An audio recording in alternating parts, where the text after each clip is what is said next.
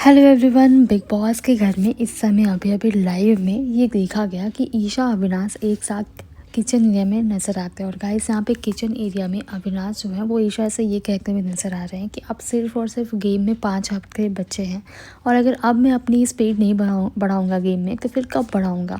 पहले एक हफ्ते मेरा स्पीड बहुत हाई रहा, फिर दूसरे हफ्ते मैं कैलकुलेटिव था, लेकिन अब मुझे लगता है कि अब मुझे अपनी स्पीड बढ़ा लेनी चाहिए क्योंकि अब सिर्फ और सिर्फ 5 हफ्ते बचे हुए हैं और इन 5 हफ्तों में सिर्फ 3 ही टाइम क्लॉक बनेंगे।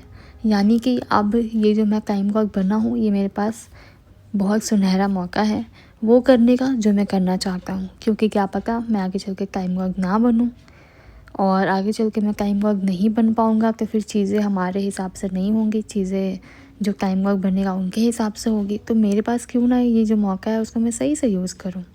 सो गाइस इस पे ईशा कहती हैं हाँ बिल्कुल सही बोल रहा है। इस बात से मैं तो एग्री करती हूँ कि ये तुम्हारी बात जो है वो बहुत सही है। जिस पर यहाँ पे अविनाश ने कहा कि वही मैं कह रही हूँ कि अगर हमें मालूम है कि टाइम क्लॉक इतना ज़रूरी है तो हम उसका यूज़ क्यों नहीं करें। और इस वजह से मैं कल कुछ बवाल करने वाला हूँ। यहाँ पे गाइस वो नॉमिनेशंस की बात कर रहे हैं कि वो नॉमिनेशंस में कुछ बवाल करने वाले हैं। सो गाइस उसके लिए आप सब कितने एक्साइटेड हो कमेंट सेक्शन में अपनी ओपिनियन हमसे ज़रूर शेयर करिएगा।